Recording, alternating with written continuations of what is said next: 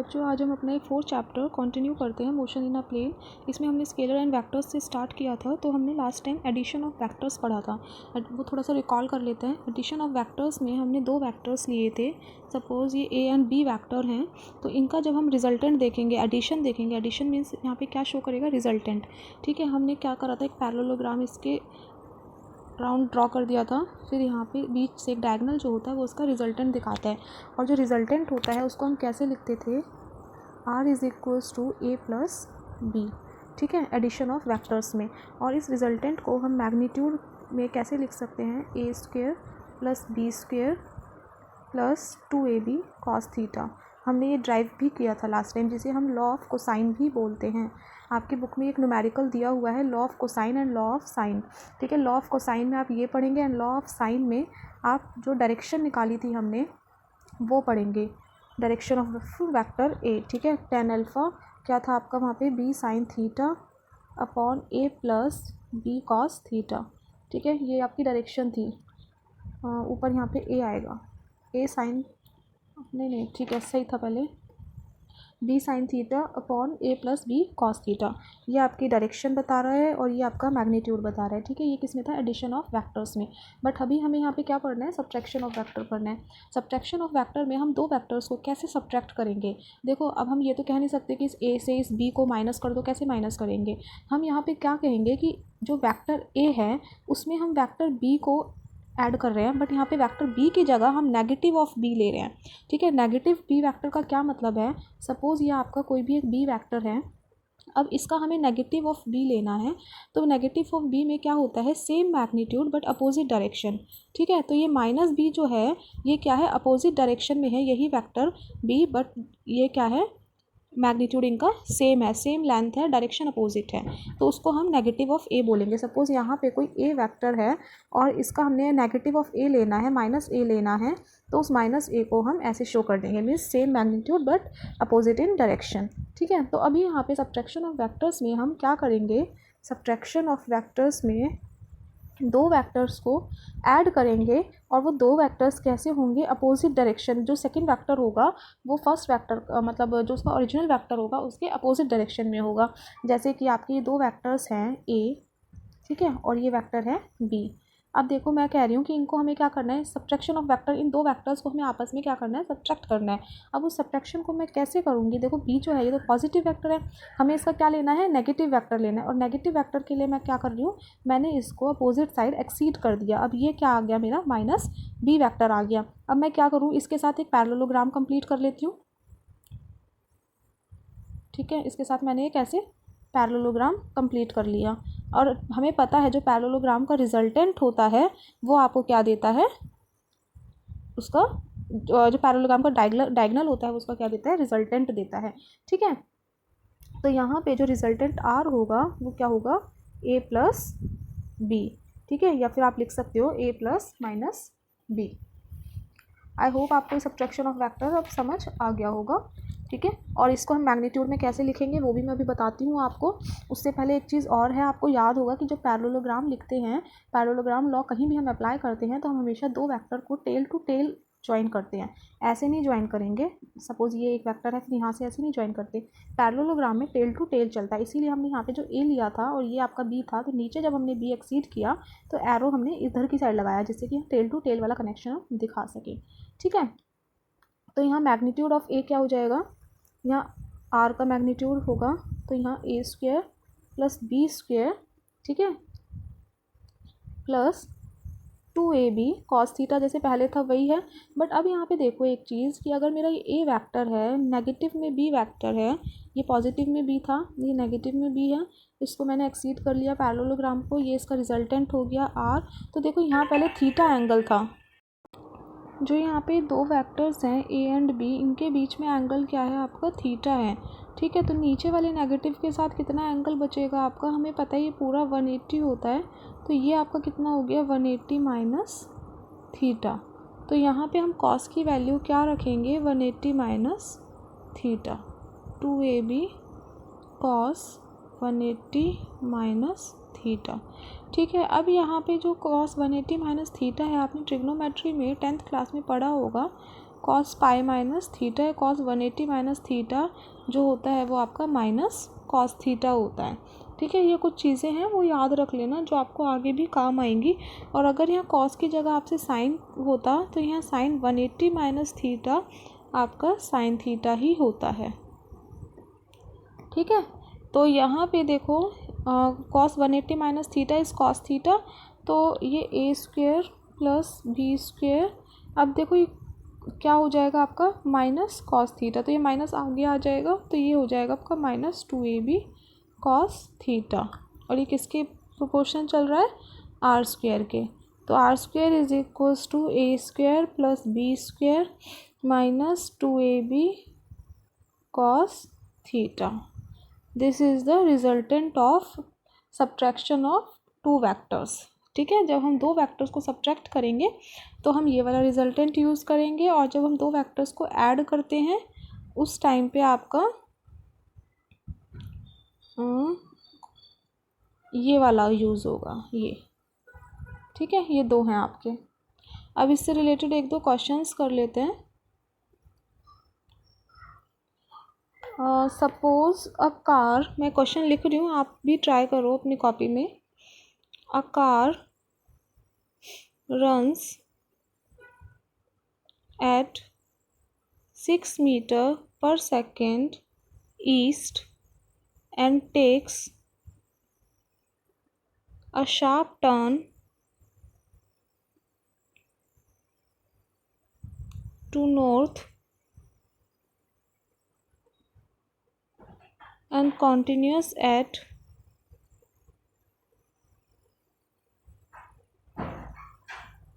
5 meter per second. Find the change in velocity of car. अब देखो यहाँ पे क्या कहा है, change in velocity of car. ठीक है, चेंज इन वेलोसिटी को हम डेल्टा वी लिखेंगे, और डेल्टा वी हम क्या लिखते हैं v2 माइनस v1, चेंज दिखाना है ना, तो चेंज में क्या होगा डिफरेंस होगा। अब डिफरेंस है तो यहाँ से ये चीज़ समझ जाओ कि हमें सब्ट्रैक्शन ऑफ वेक्टर यूज़ करना है। अब इसका पढ़ते हैं क्वेश्चन क्या है इनका, कह रहे हैं कि ये car runs at 6 metre east, runs 6 metre east है, ये हमारा v1 वेलोसिटी है 6 मीटर पर सेकेंड। ठीक है, फिर कह रहे हैं takes a sharp turn to the north. अब यहाँ से इन्होंने शार्प टर्न लिया टुवर्ड्स द नॉर्थ, बट हमें पता है पैरेललोग्राम में हम टेल टू टेल जोड़ते हैं, तो इसीलिए हमने क्या करा है लेफ़्ट साइड से इसको कंटिन्यू कर रहे हैं। ठीक है, यहाँ से इन्होंने नॉर्थ का एक टर्न लिया एंड कंटिन्यूस एट 5 मीटर पर सेकेंड, तो v2 वेलोसिटी कितनी हो गई उसकी 5, ये सॉरी बड़ा हो गया ना, सपोज इसको हम 8 कर लेते हैं। ठीक है, 8 मीटर पर सेकेंड हो गई। Find the change in velocity, अब हमें चेंज इन वेलोसिटी निकालना है v2 माइनस v1, v1 छोटा है तो इसीलिए हम इसको पीछे की साइड एक्सीड कर लेते हैं, क्योंकि हमें ये नेगेटिव चाहिए। इसको हम ऐसे लिख सकते हैं v2 प्लस माइनस v1। ठीक है, तो हमें नेगेटिव ऑफ v1 चाहिए, और ये हमारा नेगेटिव ऑफ v1 है 6 मीटर पर सेकेंड। ठीक है, अब देखो ये जो हमारा नेगेटिव ऑफ v1 है इसको मैं एक पैरेललोग्राम बना लेती हूँ इस टाइप से, और इसका जो ये होगा यहाँ पे आपका क्या आएगा रिजल्टेंट आएगा r। ठीक है, तो जो r होगा आपका R square is equals to A square plus B square minus 2ab cos theta. अब देखो यहाँ पे थीटा कितना है 90 डिग्री है, और पहले ही हमें पता चल रहा है। ठीक है, a कितना दिया हुआ है आपको 6 square, b is 8 square minus 2 6 into 8 into cos 90, cos 90 zero होता है, तो ये वाला टर्म जो है ये पूरा ज़ीरो हो जाएगा। तो हमारे पास क्या बचा 6 6 36 प्लस 8 8 64। ठीक है, R square is equals to 36 plus 64 which one is 100, और आर की वैल्यू क्या आ गई आपकी 10 मीटर पर सेकेंड। ठीक है, तो यहाँ पे ये आपका रिजल्टेंट आ गया दो वेक्टर्स का, या फिर दो वेलोसिटीज़ में कितना चेंज आ रहा है वो आपका ये आ गया जब उन्होंने टर्न लिया तो। ठीक है, इस टाइप से आप फाइंड आउट करेंगे। ये आर क्या है बेसिकली, ये वेलोसिटी आई है आपकी, चेंज इन वेलोसिटी। अब नेक्स्ट एक और क्वेश्चन करते हैं। a plane is moving with velocity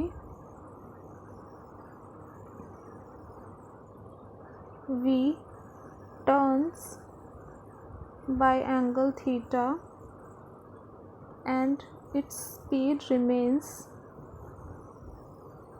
v, ये कह सकते हैं its speed remains same. ठीक है. Find average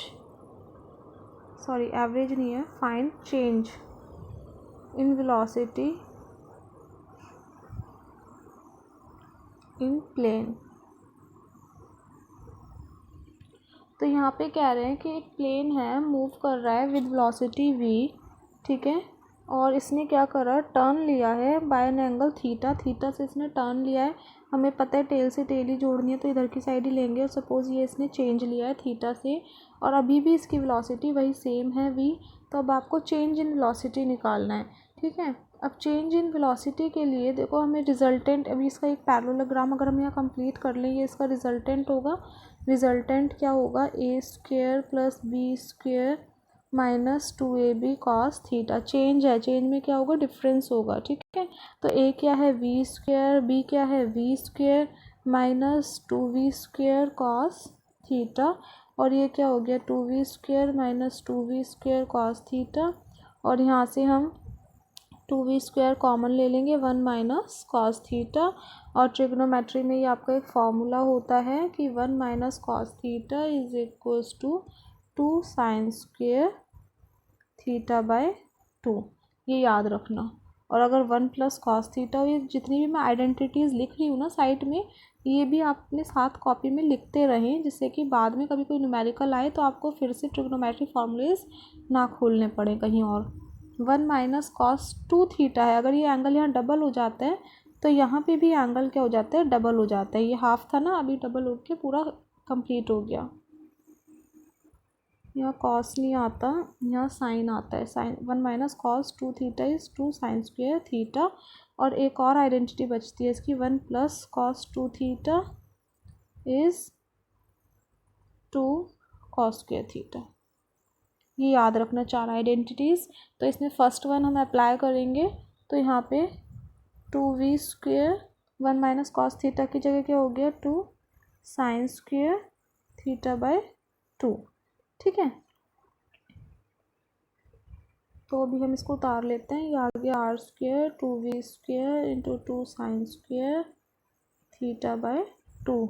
अब देखो ये स्क्वायर है, तो इसको पहले एक बार और सॉल्व कर लेते हैं, सिंप्लीफाई करके लिख लेते हैं थोड़ा सा. ये आ गया, हम इसका रूट करेंगे तो ये हो जाएगा 2v साइन थीटा बाय 2.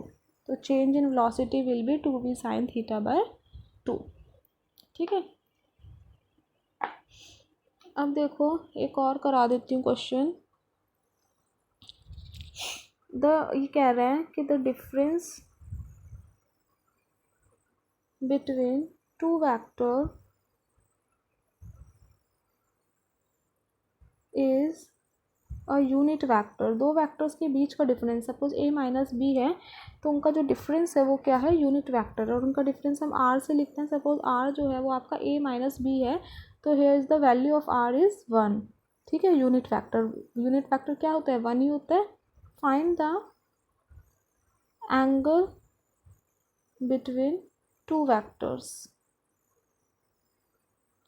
ठीक है. एक चीज़ और रह गई यहाँ पे, ये था आपका the difference between two unit vector. यहाँ यूनिट आएगा ऊपर. अगर जैसे मैं लिख रही हूँ R square is equals to A square plus B square minus 2ab cos theta. ठीक है. तो यहाँ पे देखो आर क्या है, 1 दिया हुआ है, कहा है ना कि difference between two unit vector is a unit vector. और दो यूनिट वेक्टर है तो 1 plus 1 minus 2 into 1 cos theta. ठीक है. तो 1 is equals to 2 minus 2 cos theta. यहाँ से हमने 2 कॉमन ले लिया, 1 माइनस कॉस थीटा. और अभी हमने पुट किया है 1 माइनस कॉस थीटा क्या होता है आपका, साइन स्क्वायर थीटा बाय 2 होता है. ठीक है. या यहाँ पे हमें ज़रूरत नहीं पड़ेगी वो करने की. और देखते हैं आगे। 1 is equals to 2 1 minus cos theta, ये आ गया। तो हम इसको लिख सकते हैं 1/2 is equals to 1 minus cos theta, और इसको और सिंप्लीफाई करके हम ऐसे लिख सकते हैं, ठीक है। 2 एलसीएम ले लिया, 2 माइनस 1 इज़ 1/2, तो यहाँ से कॉस थीटा जो है वो आपका कितना आ गया, 1/2 आ गया। और थीटा को हम लिख सकते हैं कॉस इनवर्स 1/2, या फिर आप कह सकते हो 1/2 कॉस थीटा की वैल्यू कब होती है, जब आपका होती है ये आपकी 60 पे, ठीक है। तो थीटा हो गया आपका 60 डिग्री। ट्रिग्नोमेट्री टेबल आपने पढ़ा होगा, 0, 30 डिग्री, 45, 60 एंड 90, और यहाँ हम लिखते थे साइन कॉस। साइन 0 इज़ 0, ये 1/2 होती थी, ये आपकी 1/√2 होती थी, ये √3/2 एंड दिस इज़ 1। और यहाँ पे कॉस थीटा क्या हो जाता है, उल्टा हो जाता था इसका, यहाँ 1 आ जाता था, 3/2, 1/√2, 1/2 एंड दिस इज़ 0। तो ये आपकी ट्रिग्नोमेट्री टेबल है। यहाँ ऐसे नीचे tan आ जाएगा, जिसमें हम साइन अपॉन कॉस करके इसका रेशियो करके निकाल सकते हैं tan की वैल्यूज़। तो ये 2-4 चीज़ें हैं, वो अपना याद कर लो, जो आगे आपकी फ्रिक्वेंटली यूज़ होती रहेंगी, और वहाँ आपको बार बार ये देखने का टाइम नहीं मिलेगा, ठीक है। अब नेक्स्ट हम पढ़ रहे हैं resolution of vectors. Resolution of vectors. Vectors को कैसे रिजॉल्व करना है, मैंने जब आपको डेरिवेशन कराई थी वेक्टर्स की, इसमें जो मैग्नीट्यूड निकालने की डेरिवेशन कराई थी, तो वहाँ पे हमने ट्रायंगल सपोज किए थे, और मैंने आपको बताया था कि जो हॉरिजॉन्टल है वहाँ पे हम कॉस थीटा वाला कंपोनेंट लिखते हैं, और वर्टिकल में हम साइन थीटा वाला कंपोनेंट लिखते हैं, ठीक है। जैसे कि आपके दो एंगल्स हैं, दो वेक्टर्स हैं, ए एंड बी वेक्टर, है ना, और इनके बीच में कोई भी एक रिजल्टेंट वेक्टर है, सपोज एक पोजीशन वेक्टर लिख दिया मैंने आर, तो यहाँ नीचे आर कॉस थीटा होगा और ये आर साइन थीटा होगा, है ना। अब ये देखो, ये जो वेक्टर्स हैं आपके, ये कौन सी उसमें ए एक्स एक्सिस में, और ये कौन सी में है, वाई एक्सिस में है, ठीक है। और यहाँ पे एंगल कुछ थीटा है। अगर इस एंगल को मैं यहाँ ऊपर की साइड बनाऊँ, इस रिजल्टेंट के इधर की साइड थीटा बनाती हूँ, और सपोज़ ये फोर्स है, फोर्स का रिजल्टेंट है, तो फोर्स के जो कंपोनेंट रिजॉल्व होंगे वो इस थीटा एंगल के साथ यहाँ पे एफ कॉस थीटा आएगा, और यहाँ एफ साइन थीटा आएगा। ये एंगल्स के साथ याद रखना, जहाँ एंगल होगा उसका परपेंडिकुलर साइन का होगा, और उसका जो बेस होता है वो कॉस एंगल होगा, ठीक है। तो हम यहाँ इसको कैसे लिखते हैं, एफ एक्स, और this one is F Y, force in X direction and force in Y direction. तो ये फोर्स के कंपोनेंट्स हैं, जो फोर्स है उसको हमने दो कंपोनेंट्स में रिजॉल्व कर दिया है, F X and F Y. F X क्या है आपका, F cos theta, and F Y क्या है आपका, एफ साइन थीटा, ठीक है। ये मैंने जनरल लिखा है, जहाँ पे ये एंगल ये वाला है, इसको भूल जाओ, ये एंगल ये वाला है, उसके लिए ये मैंने लिखा है। एक और लेके बता देती हूँ। सपोज ये आपका वेलोसिटी है, यहाँ कुछ एक्स डायरेक्शन में वेलोसिटी है, कुछ वाई डायरेक्शन में वी वाई वेलोसिटी है, इसका जो रिजल्टेंट है वो वी है। तो इस वी रिजल्टेंट को हम कैसे रिजॉल्व करेंगे, वी एक्स कॉस थीटा, या आप सिंपल वी कॉस थीटा लिख सकते हैं अगर ये एंगल थीटा है तो, और ये वी वाई साइन थीटा, ठीक है। और इनका जो हम मैग्नीट्यूड निकालेंगे, इस v का मैग्नीट्यूड, इसको हमने कौन से दो कंपोनेंट्स में रिजॉल्व किया है, V X and V Y में। तो V square is equals to V X square plus V Y square, हम इसको ऐसे लिखते हैं, और इसका जो मैग्नीट्यूड होगा वो हो जाएगा आपका V X plus V Y square, ठीक है, ये याद रखना। अब देखो, मैंने आपको लास्ट टाइम यूनिट वेक्टर भी पढ़ाया था, है ना। यूनिट वेक्टर में मैंने क्या बताया था कि कोई भी वेक्टर जिसका मैग्नीट्यूड 1 है वो एक पर्टिकुलर डायरेक्शन में चल रहा है, ठीक है, जिसकी वैल्यू सिर्फ 1 है। तो यहाँ पे अगर मैं यूनिट वेक्टर को भी शो करूँ, तो सपोज़ इतना, ये हो गया आपका यूनिट वेक्टर, और यहाँ पे भी आपका ये हो गया unit vector in Y direction and unit vector in X direction. Unit vector को हम मैग्नीट्यूड एंड डायरेक्शन दोनों के साथ कैसे फॉर्मुलेट करते हैं वो और बता देती हूँ, जो आगे आपका बहुत काम आने वाला है। तो यूनिट वेक्टर के लिए ये सब बच्चे अपने नोट्स बनाते रहें साथ के साथ। एक वेक्टर है ए जिसको हम लिख रहे हैं magnitude into unit vector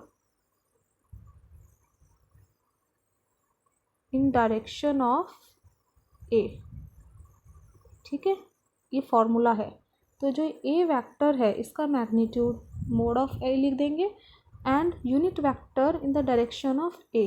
unit vector को हम ऐसे शो करते हैं ए और उसके ऊपर कैप। ठीक है, अगर कोई भी वेक्टर एफ है, सपोज फोर्स का यूनिट वेक्टर लेना है तो ये हो जाएगा, एन का कोई है तो इसके ऊपर ये हो जाएगा। इस टाइप से हम यूनिट वेक्टर को रिप्रेजेंट करते हैं। तो अब यहाँ से ओनली यूनिट वेक्टर को हम कैसे लिखते हैं, vector A upon mode of vector A. ठीक है, ये इसका फॉर्मूला होता है, याद रखना और आगे हम इसको अप्लाई करेंगे। ठीक है, ये क्या हो गया आपका यूनिट वेक्टर हो गया। अब नेक्स्ट है आपका orthogonal unit vector. Orthogonal unit vector में क्या होता है कि हमारे जो यूनिट वेक्टर्स हैं वो ऑर्थोगोनल हैं। ऑर्थोगोनल मीन्स वो आपके परपेंडिकुलर हैं एक दूसरे से। सपोज एक्स एंड वाई है, both are perpendicular to each other, ये 90 डिग्री का ही एंगल बनाएंगे। ठीक है, अगर हमारे तीन वेक्टर्स हैं एक्स वाई जेड, तो ये देखो अब ये तीनों एक दूसरे के परपेंडिकुलर हैं। तो यहाँ पे ऑर्थोगोनल यूनिट वेक्टर्स में हम जो यूनिट वेक्टर है उनको हम आई, जे एंड के फॉर्म में लिखते हैं। अब देखो ये थोड़ा नया हो गया आपके लिए, पर समझना, जो एक्स होता है एक्स एक्सिस में हम यूनिट वेक्टर को आई से रिप्रेजेंट करते हैं और उसके ऊपर ऐसे कैप लगा देते हैं। वाई में हम उसको जे से रिप्रेजेंट करते हैं और कैप लगा देते हैं। और जेड डायरेक्शन में हम के को यूज़ करते हैं, यूनिट वेक्टर के। ठीक है, अब इनको देखो हम कैसे लिखते हैं। जो आई है, आई क्या है आपका unit vector of value 1 in X direction. ठीक है, जे क्या है आपका, it is also a unit vector having value 1 in Y direction and K is unit vector और having value in Z direction. ठीक है, ये आपको याद रखना है। अब देखो ये तीनों ही वेक्टर्स जो हैं यूनिट वेक्टर्स हैं, परपेंडिकुलर हैं एक दूसरे के, तो ये तीनों ही वेक्टर्स क्या हैं, इक्वल है। इनका मैग्नीट्यूड जो है वो इक्वल है। डायरेक्शंस डिफरेंट हैं बट मैग्नीट्यूड इक्वल है। तो i cap is equals to j cap is equals to k cap, हम इनको ऐसे भी लिख सकते हैं। So these are the orthogonal unit vectors which are perpendicular to each other and equal in magnitude. ठीक है, अब देखो हम इनको कैसे लिखते हैं आई जे के टर्म्स में, इससे रिलेटेड भी एक क्वेश्चन कर लेते हैं। Suppose a force has magnitude 10 Newton. ठीक है, इन एक्स डायरेक्शन, डायरेक्शन भी दिया हुआ है इन्होंने, and 5 newton in Y direction, find F vector. ये कह रहे हैं कि एक फोर्स है जो एक्स डायरेक्शन में मीन्स एफ एक्स है जो वो 10 न्यूटन दिया हुआ है, एफ वाई जो है वो आपका 5 न्यूटन दिया हुआ है और आपको रिजल्टेंट फोर्स एफ निकालनी है। अब देखो जो रिजल्टेंट फोर्स एफ है, मैंने बताया था F X plus F Y की फॉर्म में लिख सकते हैं। तो अब यहाँ पे जो एफ एक्स और एफ वाई है ना, इनको हम खाली ऐसे ही नहीं लिखते हैं, इनको हम लिखते हैं एफ एक्स आई प्लस एफ वाई जे। ठीक है, तो एफ एक्स क्या है 10 न्यूटन, तो 10 आई प्लस 5 जे, इसको हम ऐसे लिखेंगे। ठीक है, अगर यहाँ पे जेड में भी कुछ दिया होता, सपोज 2 न्यूटन दिया होता, तो प्लस 2k ऐड हो जाता है इसमें।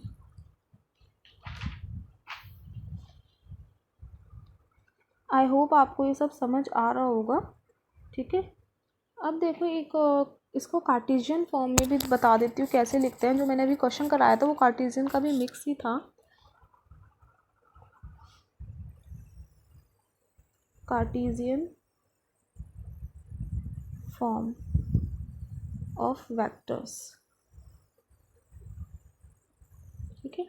कार्टेशियन फॉर्म में सपोज मैंने कोई भी एक वेक्टर ए ले लिया, ठीक है। इस ए वेक्टर को मैंने 3 डायरेक्शंस में, इसके 3 कंपोनेंट्स में लिखा a x plus a y plus a z vector, ठीक है, जो कि ये है a x a y a z और this one is resultant of a, ठीक है।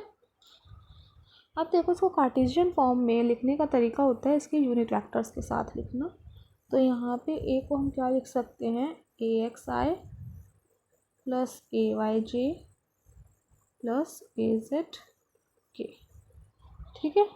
और अब देखो इसका मैग्नीट्यूड हम कैसे लिखेंगे, under root A x square plus a Y square plus a Z square. अब ये सोच रहे होगे कि यहाँ पे आई जे के कहाँ भगा दिया मैम ने, तो एक चीज़ बता दूँ मैं आपको, यहाँ देखो अंडर रूट में स्क्वायर कर रहे हैं और स्क्वायर जो होता है आई स्क्वायर जो होता है वो 1 होता है, जे स्क्वायर ऐसे ही सेम 1 होगा एंड के स्क्वायर भी 1 होता है। जब हम आई को आई के साथ मल्टीप्लाई करते हैं तो हमारा क्या होता है, 1 आता है, ठीक है।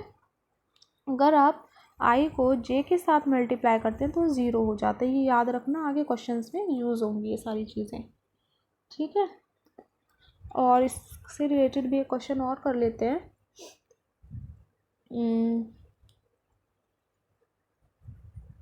हमें क्वेश्चन है फाइंड यूनिट वेक्टर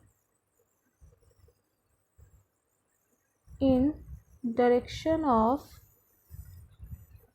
दी हुई है ए की, जो कि बता रहा है आई माइनस जे कैप। तो इसमें यूनिट वेक्टर फाइंड आउट करना है। हमें यूनिट वेक्टर का फॉर्मूला पता है, ये होता है, अभी पढ़ा था, ठीक है। तो यहाँ ए वेक्टर हमें आई माइनस जे दिया हुआ है और इसका magnitude means under root of i के साथ क्या है, कुछ नहीं है तो 1, जे के साथ कुछ नहीं है तो 1 का स्क्वायर प्लस 1 का square, so i minus j upon under root 2 हो जाएगा, जिसको हम लिखते हैं i by root 2 minus j by root 2। So this is the unit vector, ठीक है। तो अभी आज की क्लास यहीं ख़त्म करते हैं, नेक्स्ट क्लास में हम कंटिन्यू करेंगे। और एक क्वेश्चन दे देती हूँ, वो खुद से ट्राई करना, ठीक है। एक क्वेश्चन है सेम ऐसे ही, अ वेक्टर, और सब बच्चे क्वेश्चन करके मुझे पर्सनली सेंड करेंगे, ग्रुप पे सेंड कर देना, मैं देखूँगी कौन बच्चा सीरियसली देख रहा है वीडियो और कौन नहीं देख रहा। A vector of magnitude 10 units in direction of 3i plus 4j। एक वेक्टर निकालना है जिसका मैग्नीट्यूड आपको दिया हुआ है 10 यूनिट्स और उसका डायरेक्शन भी दिया हुआ है 3i प्लस 4j, ठीक है। तो अब आपको यहाँ पे वेक्टर फाइंड आउट करना है।